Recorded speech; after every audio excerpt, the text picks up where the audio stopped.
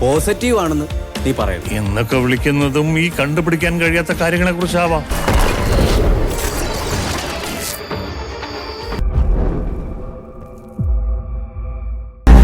നോക്ക് വസു, ഒരു താലി കെട്ടിപ്പോയി എന്നൊരു തെറ്റ് പ്രണവ് ചെയ്തിട്ടുണ്ട്.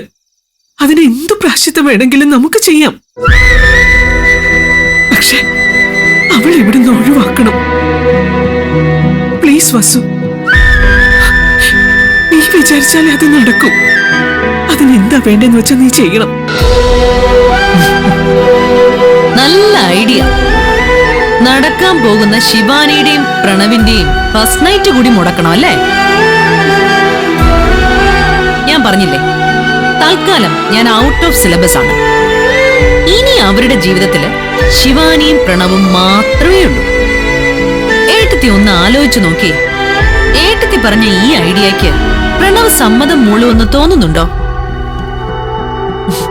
ഏട്ടത്തിയുടെ ഈ അഭിപ്രായം ഞാനിപ്പ ചെന്ന് പ്രണവിനോട് പറഞ്ഞ പെറ്റമ്മ എന്ന അധികാരം പോവെന്ന് മാത്രമല്ല, ഈ മുഖത്ത് നോക്കി പിന്നെ അവൻ അമ്മയെന്ന് വിളിക്കുക പോലുമില്ല.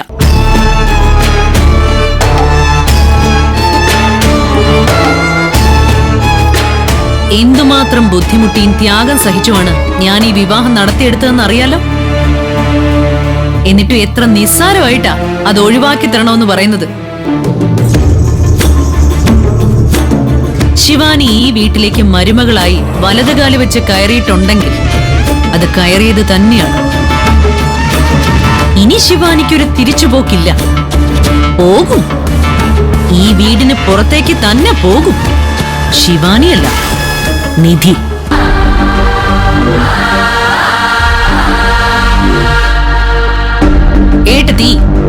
ഏട്ടത്തിയുടെ ഈ വില്ലത്തി അമ്മായിയമ്മ സ്വഭാവം അങ്ങ് മാറ്റ്. എന്നിട്ട് പഴയ രീതിയിലേക്ക് വാ. എന്നിട്ട് പുതിയ മരുമകൾക്ക് ഫസ്റ്റ് നൈറ്റ് ആഘോഷിക്കാനുള്ള ഏർപ്പാടൊക്കെ ചെയ്യ. ഏട്ടത്തി വേണ്ടേ ആ കാര്യങ്ങളൊക്കെ നോക്കാൻ? നടക്കില്ല. ശിവാനിക്ക് അതിനുള്ള അർഹതയില്ല. അതൊക്കെ പോട്ടെ, ഞാനൊരു ചോദ്യം ചോദിക്കാം. ഗൗതം ഏട്ടത്തിയുടെ മകനാണ്.